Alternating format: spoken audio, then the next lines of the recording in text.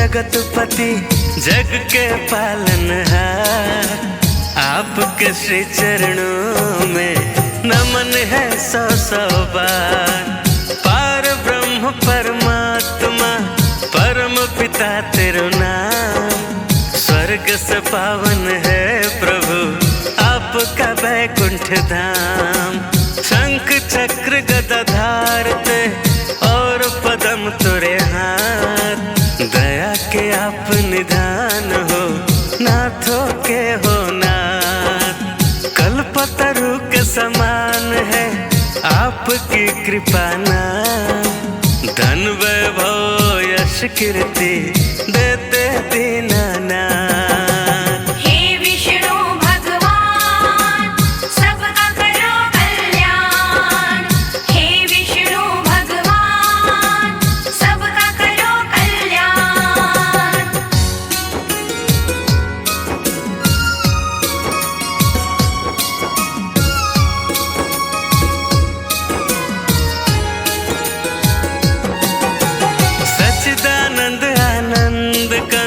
श्री विष्णु भगवान, बालक हम नादान है दूर करो अज्ञान।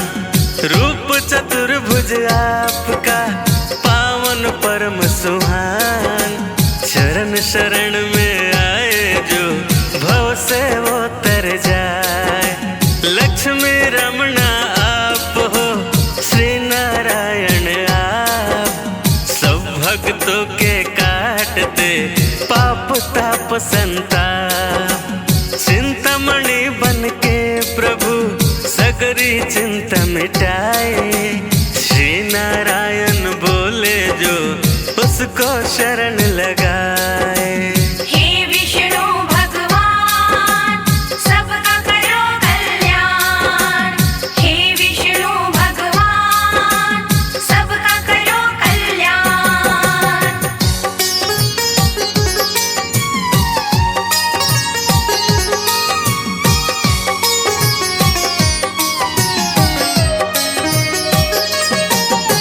जब जब धारा पे पापों का बढ़ने लगा था भार, धरा के भार को हरने को ले लिए थे अवतार।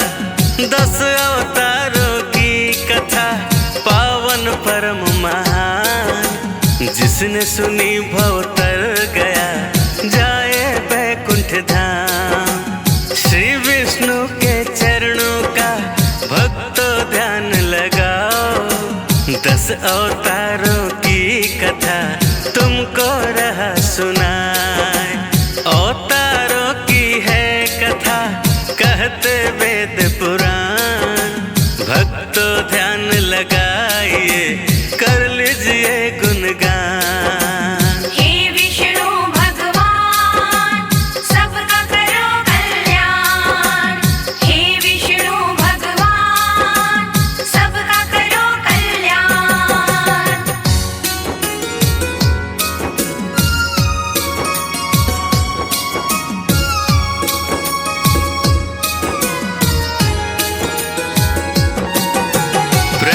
बचाने धरती को धर्मस्य अवतार, मनु नाव में बैठ कर जो ही सागर आए। आयु प्रलय मनु धरती को मत्स्य अवतार बचाए।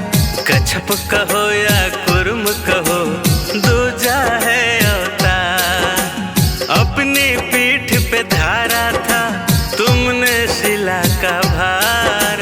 सागर मंथन हो रहा टीला को कौन उठाए, कुर्मा रूप अवतार में श्री विष्णु जी आए।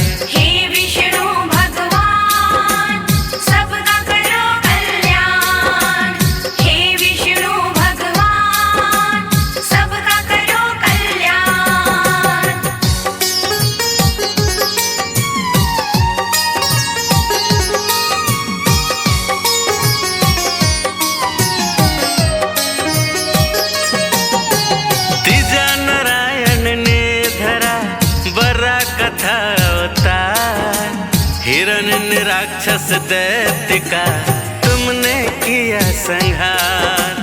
हिरण राक्षस की कैद से धरती को छुड़वाए, दांत मध्य में धार के लेता ताल से आए। नरसिंह रूप तो आपका चौथा है अवतार, हिरण्यकश्यप दैत्य का तुमने किया संहार। अपने भक्त प्रहलाद की तुमने जान बचाई, गोद बैठ प्रहलाद ने नारायण गुण गाए। हे विष्णु भगवान सबका करो कल्याण, हे विष्णु भगवान सबका करो कल्याण।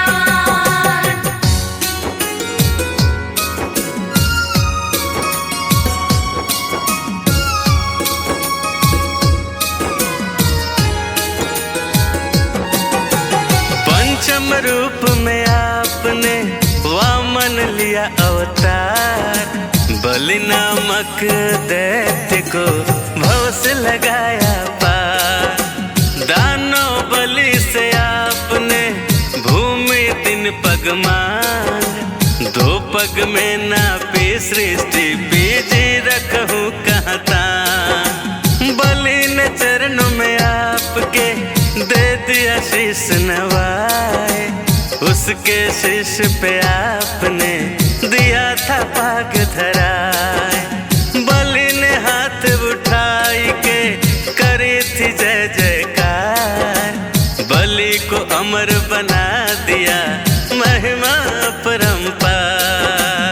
हे विष्णु भगवान सबका करो कल्याण, हे विष्णु भगवान सबका करो कल्याण।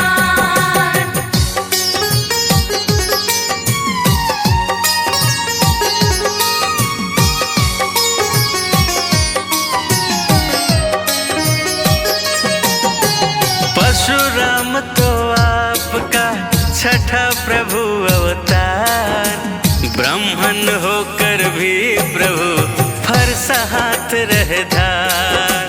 3 बार धरती करी शक्तियों से विलीन, जय जयकार लगा रहे सभी दिन और हीन।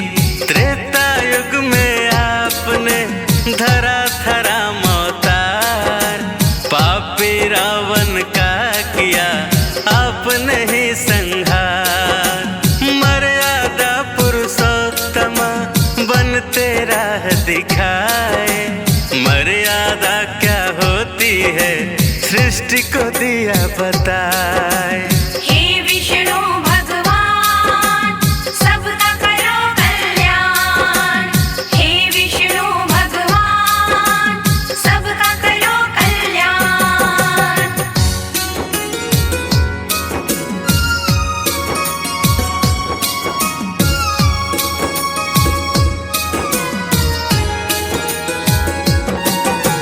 द्वापर युग में आपने धरा कृष्ण अवतार, पापी कंस कुमार के हर धरती का भार।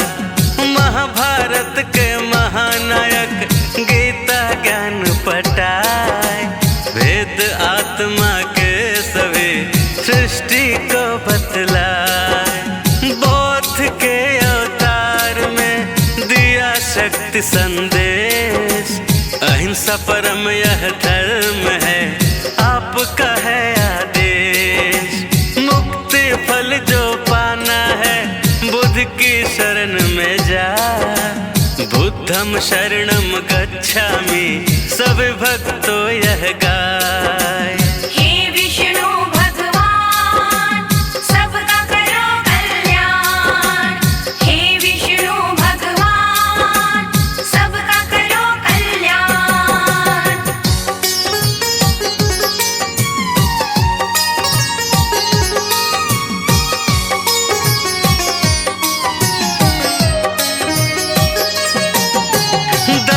रूप में कल्कि का धरोगे तुम अवतार,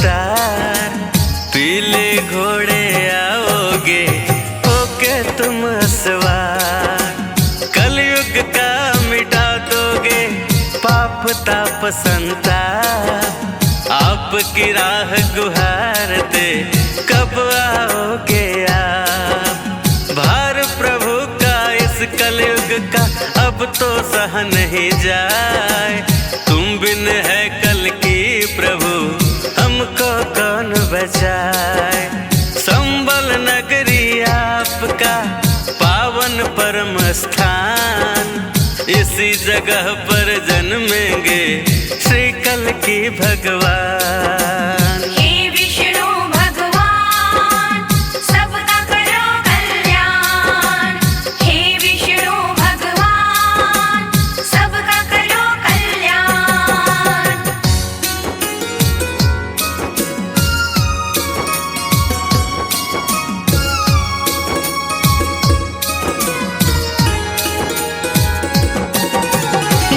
अवतारों की कथा पावन परम सुनाए, नारायण हरि नाम की मन में हलक जगाए। जैसे धन्ना जाट के शालीग्राम बनाए, हम भी शरण है आपकी प्रभुवर पार लगाए। जैसे मोहिनी रूप में लीला परम दिखाए, वैसे ही प्रभु भक्तों को अपनी शरण लगाए। चरण धूलि से आपकी चंदन तिलक लगाए, हाथ जोड़ विनती करे प्रभु जी रहन सहाय।